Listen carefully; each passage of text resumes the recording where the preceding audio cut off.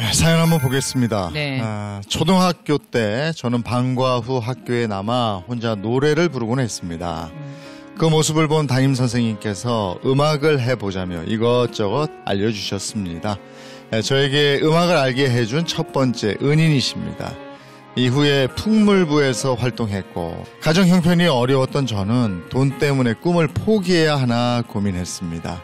그때 한 선생님께서 저의 사정을 듣고 과외를 도와주셨습니다. 제가 음악을 포기하지 않게 해준 두 번째 은인이십니다.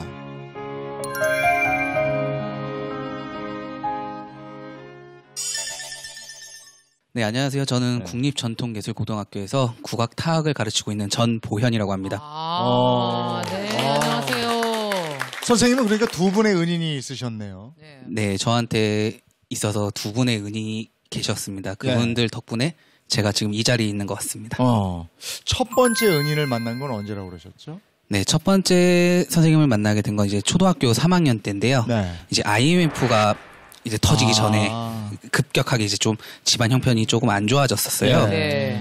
이제 학교 후에 이제 친구들은 다 또 학원을 가잖아요. 네. 근데 학원을 가는데 저는 이제 학원을 갈 수가 없는 거예요. 그러니까 혼자서 뭐 그네도 타고요. 그리고 혼자서 뭐 공놀이 하면서 축구도 하고 그리고 걸어 다니면서 이제 제가 노래 부르는 걸 좋아해서 또 학교에서 동요 같은 거 배운 거 있으면은 이제 노래를 흥얼흥얼 거리고 그렇게 다녔는데 그때 우연치 않게 그 담임 선생님께서 저를 보시고 보현아 너 노래 되게 잘한다. 어떻게 음악 한번 배워보지 않을래? 그래요? 라고 이제 저한테 말을 건네주신 분이 네. 그분이 바로 이제 저희 첫 번째 은사님이신 최은주 선생님이십니다. 그럼 그 선생님이 내 앞에서 노래 좀 해봐 이러고 발성도 가르쳐 주시고 막 이러신 거예요?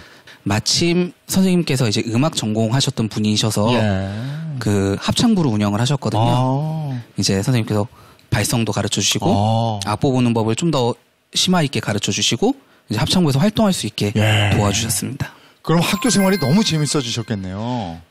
혼자서 다닐 때보다는 그래도 여러 명 친구들이 더 많이 생겼죠. 누군가와 함께 한다라는 게 너무 즐거웠던 것 같아요. 네. 어떻게 하다 국악을 하시게 되셨어요? 우연치 않게 친구랑 국악 공연을 보게 되었습니다. 네. 그때 처음 본 게 사물놀이예요. 사물놀이를 처음 본 순간 이게 너무 막 심장을 후벼 파는 듯이 너무 역동적이고 그야말로 종이 울린 거네. 그렇죠. 그걸 본 순간 이제 제가 바로 최은주 선생님께 달려갔죠. 선생님 저 국악을 배우고 싶습니다.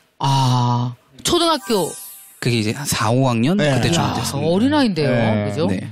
그래서 이제 선생님께서 그때 동아리가 이제 합창부도 있고 풍물부도 있었는데 풍물부도 같이 겸해서 할 수 있도록 도와주셨습니다. 겸해서 한 거예요? 그러면 중학교 진학해서도 풍물 계속 하신 거였어요? 이제 초등학교 때 있었던 합창부는 중학교 때 합창부가 없었어요. 네. 딱 오로지 풍물부만 있어갖고 음악을 할 수 있는 부서가 그거밖에 없었습니다. 그래서 풍물부를 계속 들어가서 연주를 하고 있었습니다. 그럼 풍물부에 뭐 많잖아요. 꽹가리도 있고 장고도 있고 뭐 다 섭렵하셨어요? 네, 그때 당시에 이제 제가 중2 때인데 이끌어가는 사람은 상쇄라고 하거든요.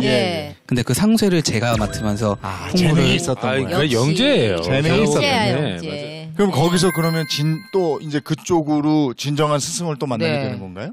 중학교 2학년 때 이제 어머니께서 저한테 이제 진로에 대해서 물어보시더라고요. 머릿속에 딱 든 생각이 음악밖에 없었습니다. 그래서 어머니께 어머니 저 국악이 하고 싶습니다라고 말씀을 드렸죠. 어머니께서 참 감사하게도 다른 건 걱정하지 마. 일단 너의 진로가 우선이니까 걱정하지 말라고. 그러면서 이제 어머니께서 온갖 지인들을 다 이제 정보를 좀 얻어서 그때 처음 뵙게 된 게 이제 저한테 두 번째 은인이신 그 사물놀이 창시자이신 멤버인 최종시 선생님. 선생님을 찾아주셨네요. 네. 그러면 본격적으로 그 만났네요. 길로 가게 되는 계기가 됐네요. 네, 그렇게 최종 선생님을 찾아뵀는데 선생님께서 저한테 지금까지 배워본 걸 한번 해보라고. 그래서 제가 배웠던 꽹가리 장구를 다 보여드렸죠. 그랬더니 선생님께서 자 장구채 잡는 것부터 다시 시작하자. 그러시더라고요. 그래요? 네. 그러면 엄하셨을 것 같은데요. 엄하셨는데 항상 먼저 강조하셨던 거는 사람이 먼저 되라고 하셨어요. 그 올바른 인성을 가졌을 때만이 아름다운 음악이 나오고 그리고 그 음악에 사람들이 공감한다라고 항상 교육을 하셨습니다. 아니 그래도 그렇게 유명한 선생님이면 레슨비가 만만치 않았을 텐데 그거 어떻게 감당을 하셨어요? 그때 당시 좀 그 선생님께 레슨비를 드린 게 녹록치 않았던 것 같아요. 네. 근데 선생님께서 흔쾌히 어머니한테 걱정하지 마시라고 애 잘 키울 테니까 야. 걱정하지 마시라고 하면서 무료로 저를 아이고. 레슨을 해주셨다고.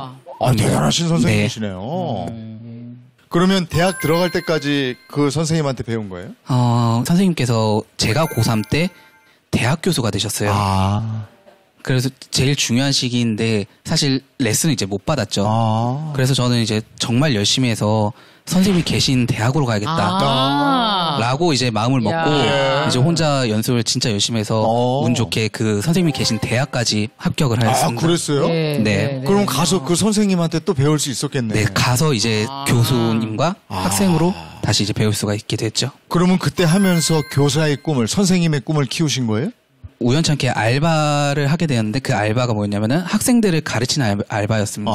강습을 하면서 아이들을 보는데 제가 가르쳐준 대로 아이들이 또 따라오는 게 너무 희열을 느끼게 되는 거예요. 그리고 또 선생님이 항상 말씀하셨던 것처럼 인성을 먼저 가르치라 그래서 예의도 가르쳐주니까 아이들이 또 부모님들한테 예의 갖춰서 하는 거 행동을 보고 내가 아이들을 가르쳐 봐야겠다. 그러면 교사가 한번 돼야겠다. 그렇게 꿈을 가지게 되었습니다. 그랬군요. 네. 기왕에 오늘 방송하러 이렇게 나오셨으니까요. 네. 그 두 분 스승님들께 네. 한 말씀 해주세요.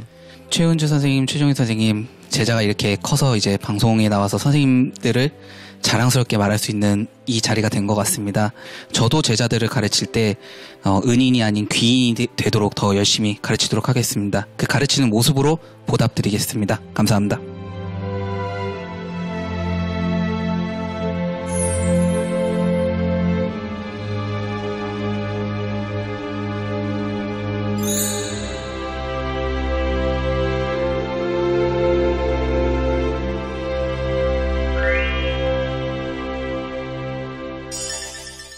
저도 힘들게 살았던 세월들이 있었거든요. 네. 근데 오늘 얘기를 들으면서 네. 난 아무것도 아니었는데 내 무게를 내가 못 이겨서 힘들어했었던 시간들이 있었는데 초등학교 6학년 되면서 아버지 사업에 실패하시고 그러면서 어머니가 이제 자궁암으로 고생을 하시다가 중학교 1학년 들어갔는데 돌아가신 거예요.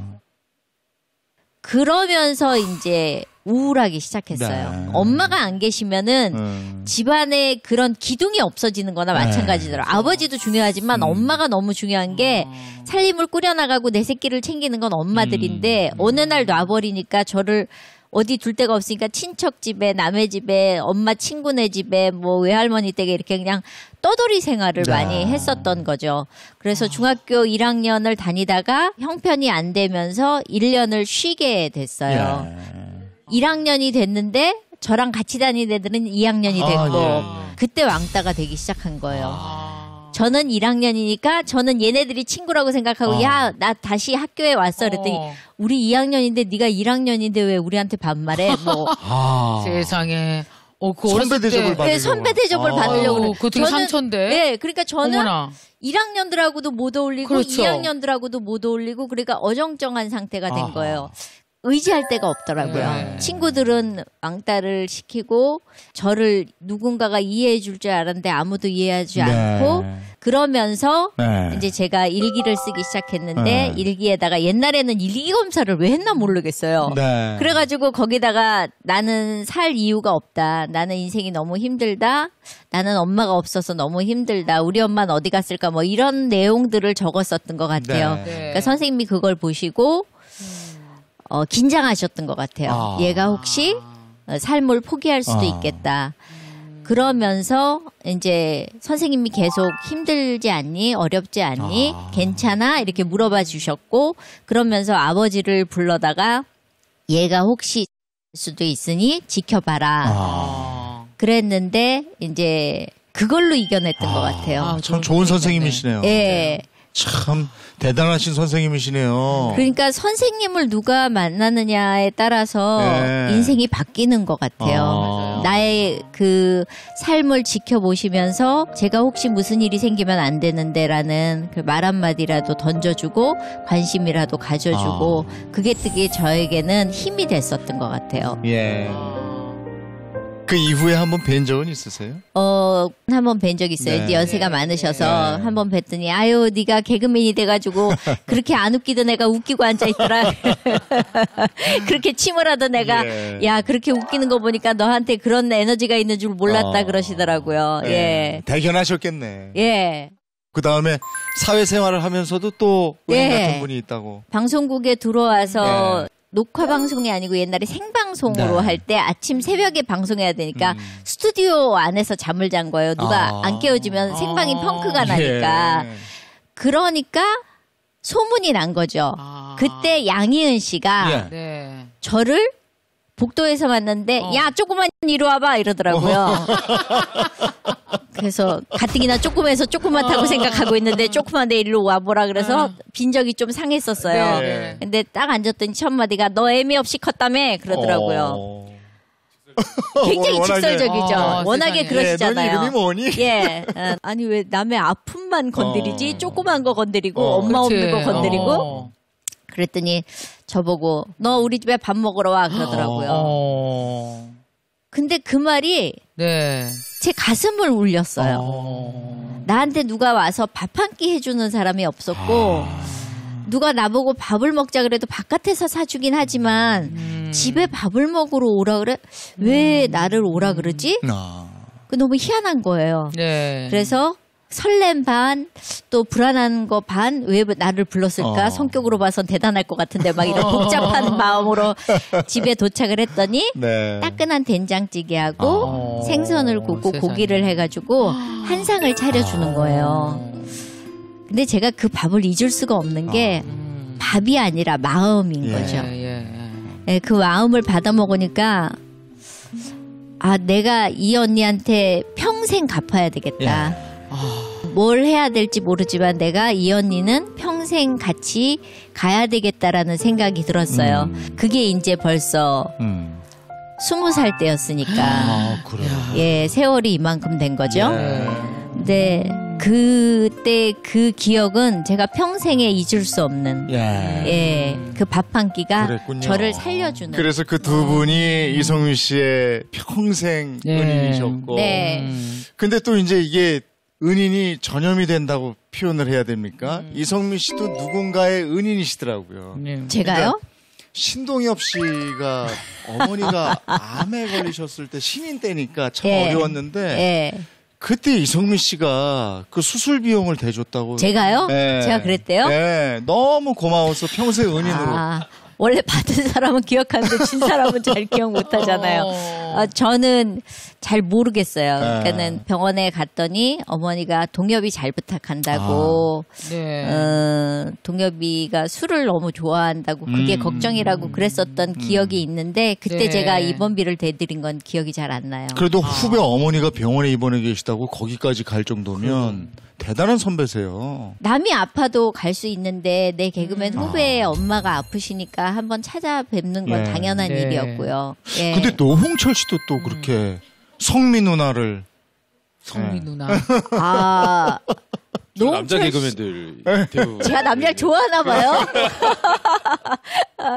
저는 그 힘든 사람들을 보면 제가 힘들어봤기 때문에 그 누군가가 말 하나 던져주는 게 삶의 에너지가 된다는 걸 알거든요. 그래서 그냥 홍철이 힘들다 그럴 때 많이 힘들지 힘내라 내가 네 곁에 있을 테니까 무슨 일 있으면 언제고 연락해 뭐 그랬던 거죠. 근데 저는 제가 너무 힘들고 외로울 때 있었던 사람들을 기억하니까 그게 제가 또 할 몫이더라고요.